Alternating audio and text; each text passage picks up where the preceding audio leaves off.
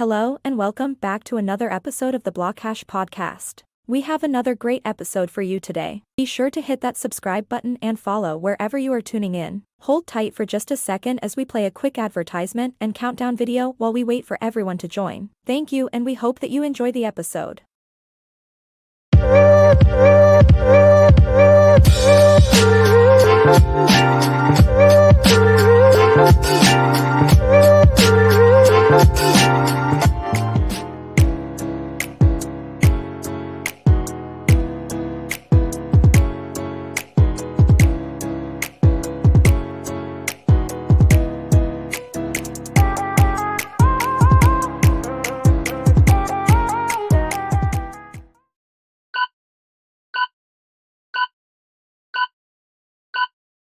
What's up, guys? Welcome back to another episode of the BlockHash Podcast, here, episode 325. Today, with Pulsar Security and podcast ran by both Duane and Patrick, who also run Pulsar Security. We're going to have a great conversation on cybersecurity in general today and, what everything they are working on. So, Patrick, Duane, welcome to the show. Super happy to have you here. How you guys doing today? Thanks, Brandon. We're doing great, except Duane's just getting over the plague. Yeah, so if I have a coughing fit, I promise I'll mute. No worries. To kick it off, let's do some introductions. Would love to know a bit more about each of you guys individually. Whoever wants to go first, tell me a bit about your backgrounds, what you have done prior in the space, kind of leading up to Pulsar, the podcast, et cetera. Sure. So I started the company in '96. So long time ago. And it's security consulting, development, things like that. I was a West Point graduate, Gulf War veteran, fought in the first Gulf War and got injured enough to get out of the service, but always had an interest in security. And we were doing security before it was even cool. As Duane and I mentioned to you before we started recording, we've been working together for over 23 years. We started on development security and started working more and more in the audit, the pen testing side of things. So we're the kind of guys that go in and see if we can crawl through the windows on a legal basis for major corporations and on nonprofits whenever we can help them out. So that's really what we're about. We run a podcast called Security This Week that Duane and I host with a friend of ours, Carl Franklin, where we talk about the security news of the week and kind of give people advice and see what's going on. So I'm the CEO and founder, and Duane's pretty much the head hacker. I like red team leader. Makes me sound evil more... genius. I thought evil genius was on the business card at one point. Or Star Warsy. Yeah. So my job. So I'm Duane Laflotte. My job is CTO and head of our red team. So my job is to think of the dark thoughts, like so I have an unlimited budget. I'm a nation state. How would I break into this particular company? Would I kidnap their kids? Would I break into their home network? Would I break into their cell phones? Like, what are the really dark things you could do? And then back it off to what's legal or what the customer is comfortable with. So that's what me and my team do. I've been doing this for a long time. Like Patrick said, before people liked cybersecurity, in early 2000, we'd go to customers and say, hey, we can secure your website. And they're like, yeah, can you just make the text blink though? Like, we don't really care if it's secure, but if you could just sell more of our stuff. Yeah. But the world's kind of come around 360 since then, all the way back to, now security is something they want to talk about, which is good. Yeah, that's awesome, guys. You sounds like you have quite a wealth of experience between the two of you. I think you just called us old. I think that's what you said. But you're right. I think the line is getting younger every decade. So you guys are not as old as you were. Thank you. Much younger now. Well done. But yeah, you guys definitely have that background and experience in this space. How have you seen cybersecurity kind of start to evolve over the time that you've been working? I mean, I'm sure obviously because of the internet evolving, so many things and vectors have opened up, but is there anything that stands out that's maybe interesting or surprising about that? Well, I mean, it's evolved dramatically. It's become an arms race, but there's been developments on both sides, both for the bad and for the good. The fact that, we're talking about blockchain here. Blockchain is a monumental security good if it's used correctly, if it's done in a way that helps you have transparency, have auditing, know what happened. it's incredibly powerful. It's the reason that, we have cryptocurrencies and why we can trust that they have value. On the other side, there's also implementation risk, because people take something that's innately secure, like blockchain, and they mess up their implementation so that it gets watered down so that it's no longer secure. And so we see that not just in blockchain, but over and over again in things. When we first started, things like SQL injection were common because that's how people were taught to do things. And now that we know better, we still see it all the time. It's amazing how often we still see the same. I think it was probably a little over a decade and a half ago, that OWASP, a security organization, came out with, here are the top 10 things. Like, if you're a developer in the world, here are the top 10 security things you need to worry about to make your customers, your applications, the most secure ever. And I think in the last 10, 15 years, the top 10 hasn't changed much. I think there's maybe one or two replacements that have showed up, but it's almost like a lot of the development world, for the most part, doesn't get the message. And that's only because something dropped to 11.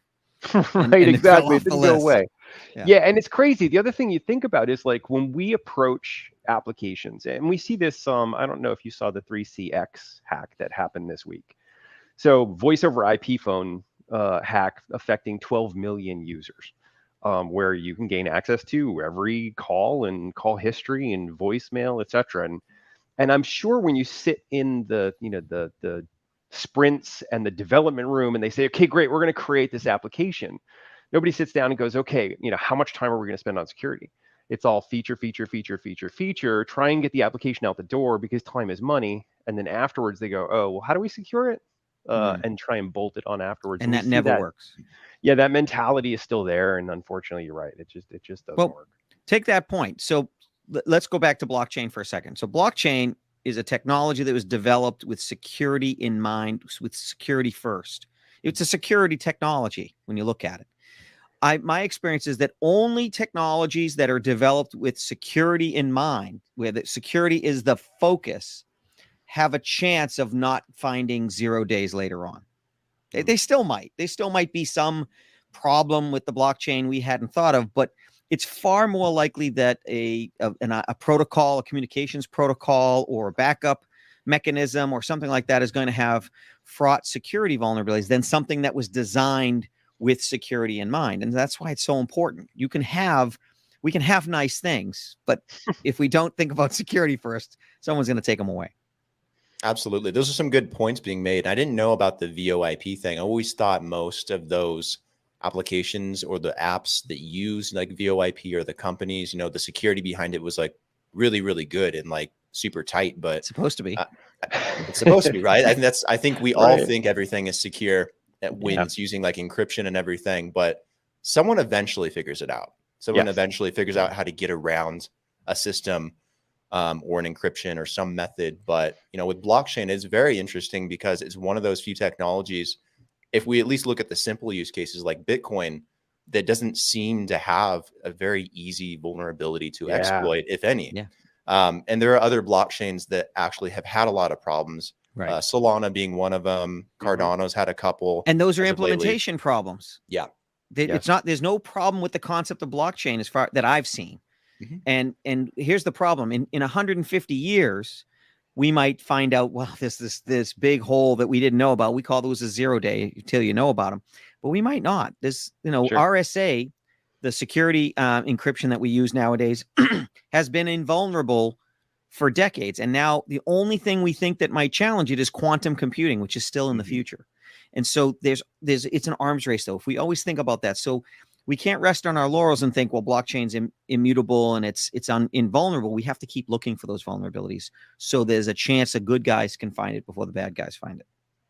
Yeah, everyone's always scared of quantum computing, and I've read into it so much. One of them being, two things. One being it's going to take a long time to build like a fully functional quantum computer, and like I guess we could debate whether or not that exists in any kind of way today. But at the same time, from what I understand, like holding the same state for the electron or whatever, and it's like always changing, or it's in like both states at the same time, is like it's highly susceptible. Yeah, it's hard to maintain that state. So if you could do a quantum chip or a quantum computer, it's not going to be able to process for very long. So right? I will caution you that I actually have been doing a quantum podcast for 2 years. So I give you this moment to take an off ramp right now, or you can keep asking me about quantum. I'm taking the off ramp. You can explain it if you want to, though. You're the expert.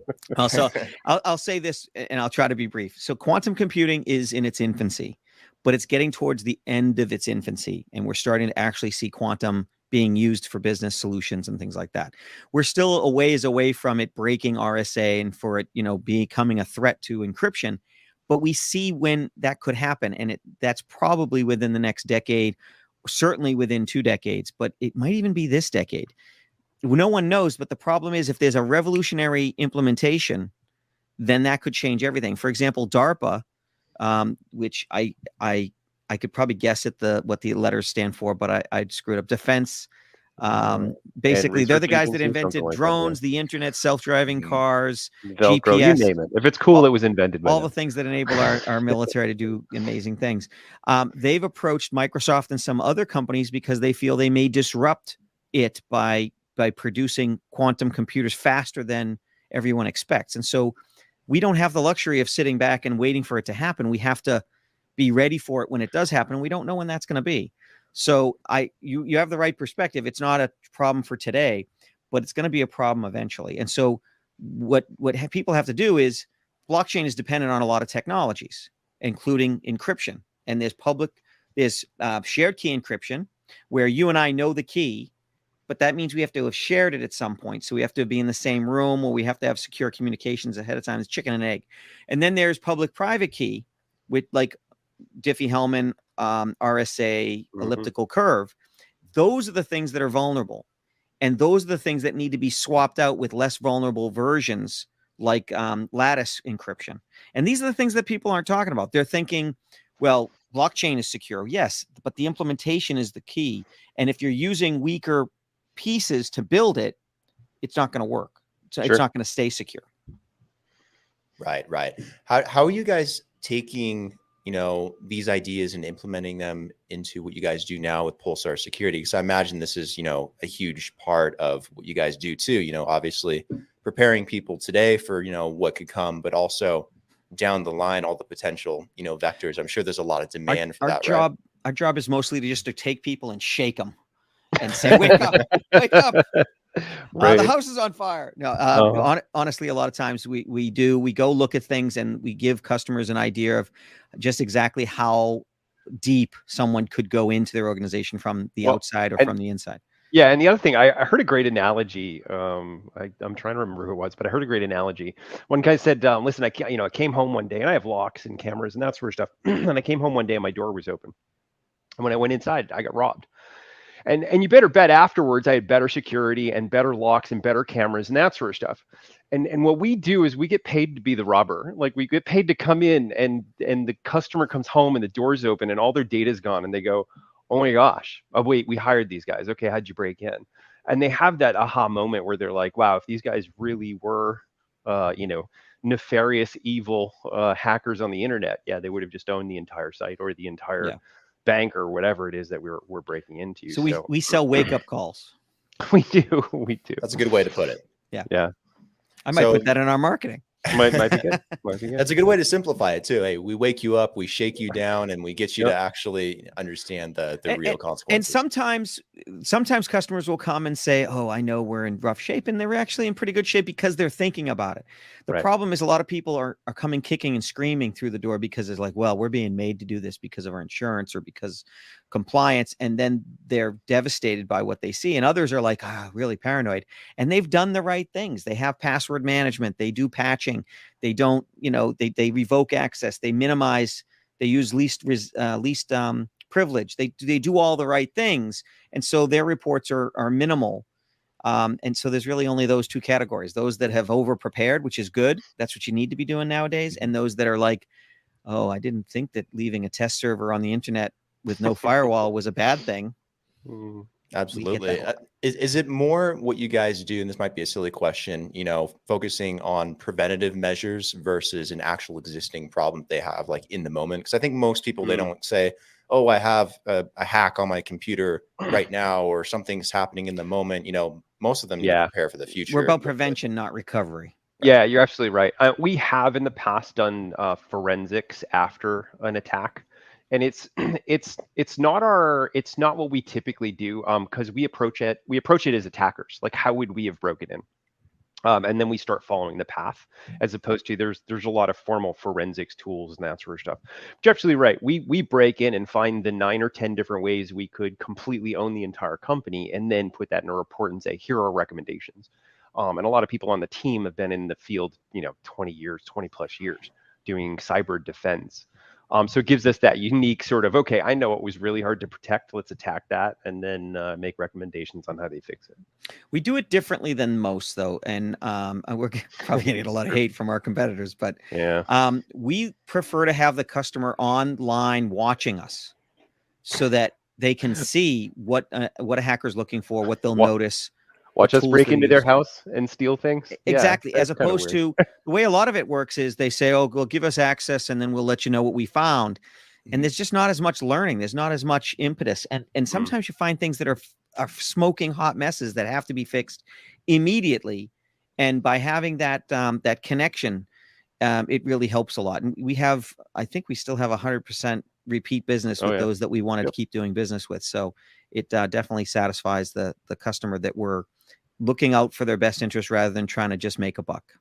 Yeah, it's cool that you guys have the educational aspect of it too. Like, hey, watch as I break into your house and steal all your things. I'm not going to surprise you. Like, you're going to watch me do it. That's good though, because they learn a lot. I think there's it's still the Wild West in our industry, because anyone can say I'm a hacker, and they're how are you going to tell? And there's also a lot of money to be made. There's a shortage. There's about 500,000 to 700,000 short cybersecurity engineers in the United States alone. It's like 3 million worldwide. And so you can still make a lot of money by doing a poor job. And so we like to, teach a man to fish kind of thing. You teach them to fish, and it doesn't hurt our business. They keep coming back because there's always still more to learn. It's not like we're giving away the keys to the kingdom. That's a good approach. I like the way that you guys go about it. I think there's a lot of security firms out there that want to just, in and out. I think, just get kind of in and out with a client. Smash and grab. Yeah, maybe there's a word for it in the industry. I don't know. Right? Yeah. It's called profits, I think. Probably. What type of markets and clients do you guys generally work with or help or serve in your guys' line of work? We don't have verticals. Yeah. We've done... I was going to say, if you look at just the sort of breadth of customers, we've done, DoD, we've done military, we've done banks, school districts, private manufacturing. Yeah. So we're kind of all across the board. Utilities. That's true. Yeah. I don't know that there's a company we haven't, trying to think of a vertical we haven't hit. Well, if you go all the way back to 20 years, I don't think there is. I think you and I, but the company in its latest incarnation. The 3 later agencies, yeah. We've probably hit all of them. So, we've got a lot of experience and we enjoy it. It's kind of fun to be in there and teaching people. But we also want to get as many people to learn this stuff as possible. And one thing Duane and I have talked about in the past is people say, "Oh, I want to get into security," and that's kind of like saying, "I want to get into medicine." It's a really big field. There's a lot of different things. Right. So we tend to bring on interns and try to help people find their niche. And then, a lot of times it's not in our area. Maybe it's in, defense, the blue team side of things, or maybe it's in compliance and auditing or things that we don't normally do. But the hacking is kind of the hoodie superstar. I guess Mr. Robot really helped us there, even though there's so many inaccuracies in those. I don't know. When I was in school, it wasn't the cool thing, but now it is apparently. No, it's all the rage now. Everyone wants to be a hacker, even whether they mean the actual word or not. I feel like most people use the term synonymously with just liking computers and tech more than they do actually being a hacker. Right. Yeah. How would you define that though? How would you define what a hacker is, today? Do you guys have maybe a definition for that? Yeah, that's a great point, because Patrick and I both grew up in the day of age of a hacker was someone who liked to tear apart technology and figure it out. Like, and if that meant you were breaking into a system, you were breaking into a system. And if that meant you were tearing apart your TV, you were tearing apart your TV. Like, you just want to know how it all worked and what the issues might be and how to fix anything. And nowadays, the term hacker more readily gets focused on the offensive red team, mentality, like somebody who's breaking into a system that they either have access to, or like a customer site. We're considered quote unquote white hat hackers, or a site they don't have access to. And those are the ones where you get nation states trying to attack. And that's kind of where the term is focused now. But. Yeah, it's mostly about getting into something that you're not given access to, taking access. Got it. Makes sense. What's a common or maybe an uncommonly known type of attack vector that you guys see today in 2023? Like, I know that it's constantly evolving and people are always trying to find ways around systems to get in and to steal information and data and do these things. So let's talk about the 3 ways that ransomware typically gets into a system. So the number 1 way is phishing. Somebody sends you a message, whether it's a text, whether it's a phone call, or it's an email. Email is the most common, but you've gotten texts that are like, hey, your bill is ready. There's no link and they want you to call a number. They're going to try to social engineer you. So basically that all comes down to social engineering, phishing, trying to trick somebody into clicking on something or giving them information. That's the number 1 way. And that's the hardest one to defend against because we got to educate our users. The next level is probably USB drives, that people will take a USB drive and they'll move it from system to system. And it's like social diseases. It basically, whatever's running on that computer is now running on your computer. And that's dangerous. And then the last, it's the one that gets the most news when it happens, but it doesn't happen as much, is the hackers literally hack into the system and plant the ransomware. So there's a lot of hype on the last one. The first one's probably the most important because that's the hardest one to defend against. But those are examples of the ways. Now, ransomware is not the only thing that people do. Identity theft, crypto mining. That's one that might be near and dear to the BlockHash clientele, listeners. There's lots of things when somebody wants to get onto your system. Sometimes it's just for storage. We've gone and grabbed a honeypot server, which is a server we've set up to see what hackers are doing, and found, pirated video copies of Shrek. Was it Shrek? It was Shrek, French Shrek. I don't understand why, but that was a decade. That was like 15 years ago. And so it's sometimes they're just trying to steal your storage, but they're stealing your bandwidth, your CPU, your storage, or your data. Now, personally, I'd rather they stole some storage that I wasn't using or some bandwidth that I wasn't using, but they always take more. They never stop at that typically. So did that answer your question? Yeah. I'm just so curious because it's always evolving. And it's like every time we have new type of technology come out, like blockchain, for example, there's always someone that's finding a way to try and get around it and steal someone's money or their information or get on their computer. And I've had it happen to so many people I know, including myself, just doing the simplest things and not even knowing it happened. Right. Yeah. Have you guys done any work in the blockchain space as of yet around security or prevention? I've done advising and helping people understand. I got into crypto back in 2016, 2017 after doing a little bit of Bitcoin mining in the early days and not realizing I should have kept doing it. So, I paid a lot of attention to it. Duane, what's your... and I was going to say the thing that scares me about blockchain and really kind of freaks me out is the first thing I do when I break into a site is I start cleaning up my tracks. So all the logs, all the places I've been, all of the, everything. Now, can you imagine if all of that was on a blockchain?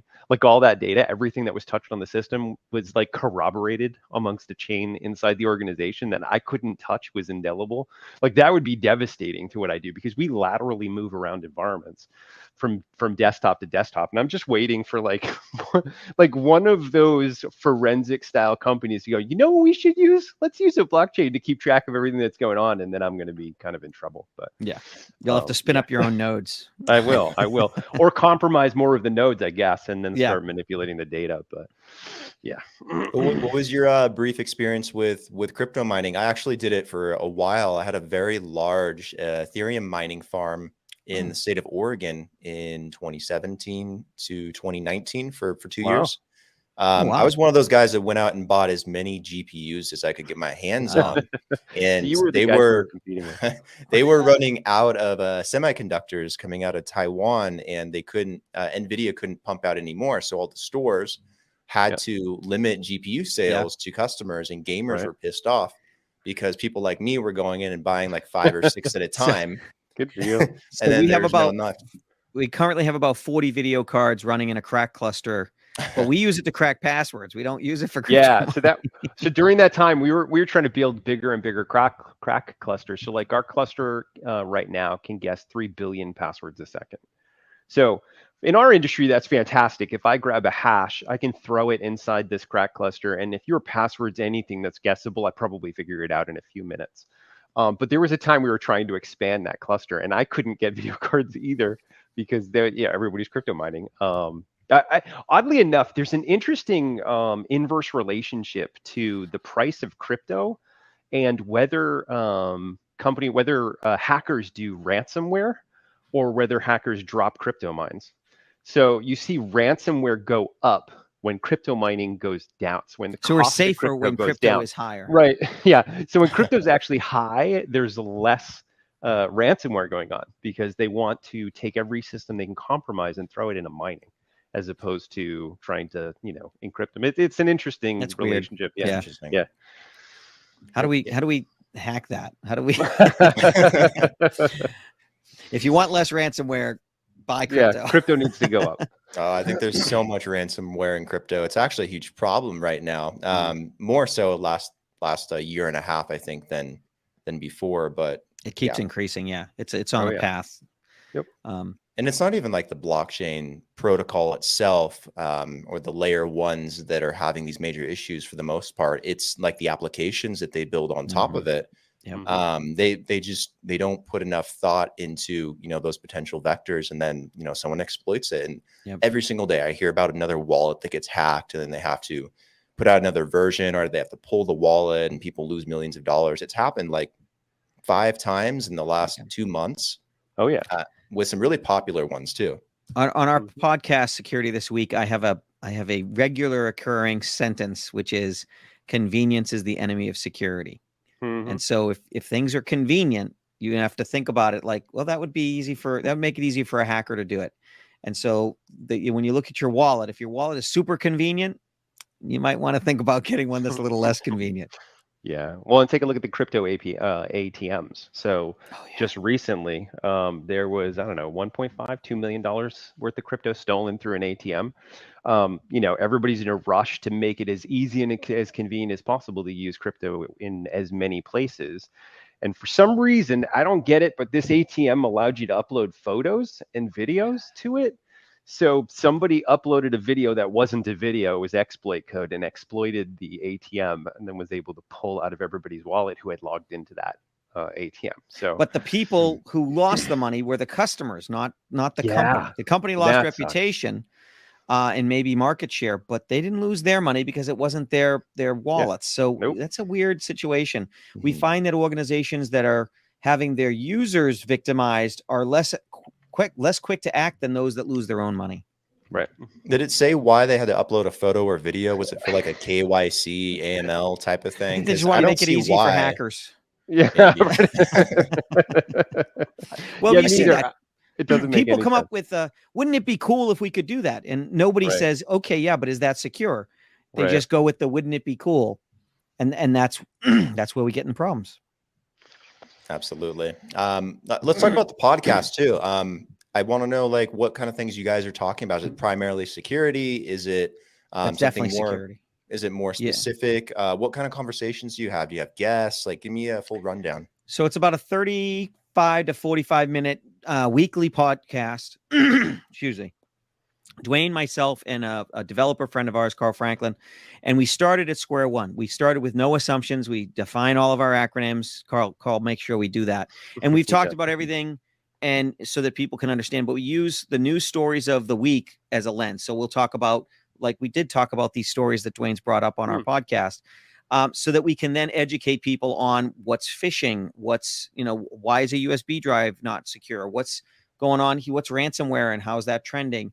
What are governments doing to try to prevent that? So we pick about a half a dozen news stories a week, and we talk about them, and then we bring up points like that. So there's no guests right now, about a half an hour, and we're starting to get a pretty good listenership. But it's more about educating people so that they can make sense of the security world. It's all cybersecurity all the time. Duane, Well, did I get that yeah, right? you did a great job. And one of the things we try and do, and I'm sure you try and do as well, is there's a lot of hype around cybersecurity and incidences and breaches and that sort of stuff, just like blockchain. There's a lot of hype around what it can do and can't do. And at one point it was blockchain's the answer to every problem. And then it was, blockchain's the answer to no problems. And you get confused as like a person who's not in that industry. So what we try and do is take those news stories and say, okay, which ones of these are hype? Which ones are just like complete clickbait? They're trying to get you to be all worried about something that's such a small percentage is going to happen that it's honestly something you shouldn't worry about. And then which ones are kind of downplayed, where we're like, okay, this is devastating. Like if you're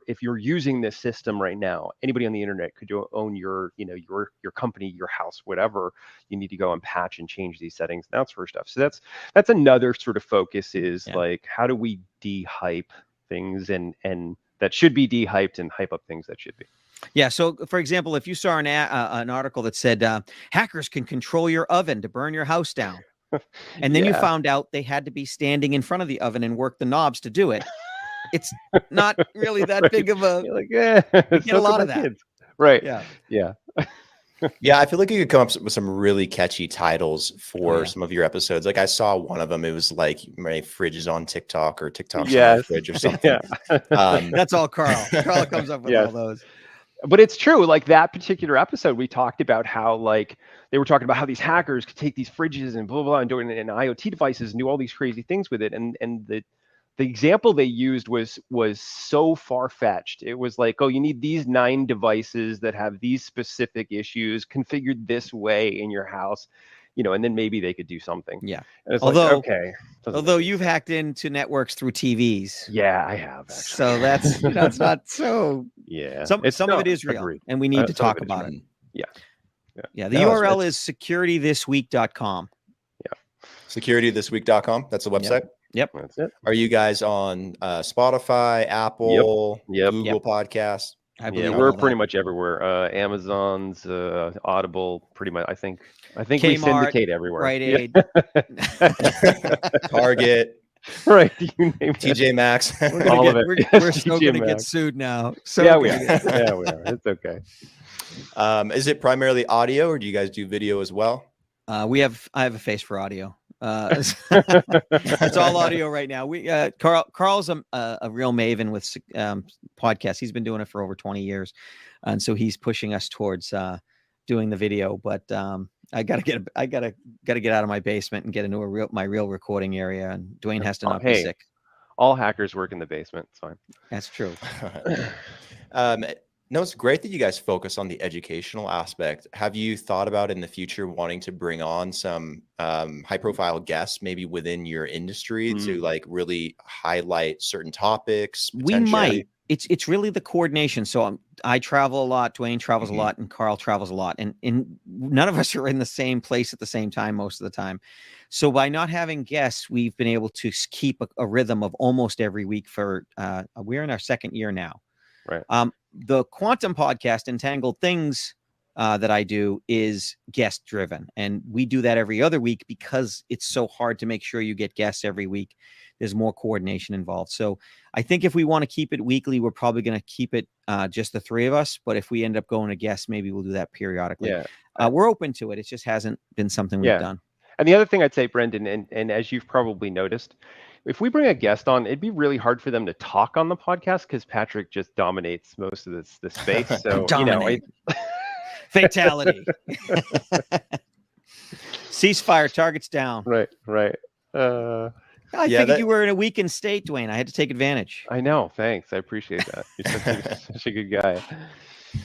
No, podcasting is such a great medium. I love can't even say it. The ability to, have these kind of conversations with people, especially in my industry, because I love blockchain. I think it's an amazing technology, and it's notorious, unfortunately, and around crypto to have so much garbage news and crap and Yeah. pump and dumps, and like no one gets to understand how cool the technology is. So I feel so blessed to be able to have a cool platform and medium where I can talk to CEOs and founders and influencers and you're hearing individuals. different perspectives every episode, I'm sure, and that gives you a more well-rounded. You becoming you're the expert. You know what these people think of it, what those people think of it, and you can actually translate it all. I think that's great.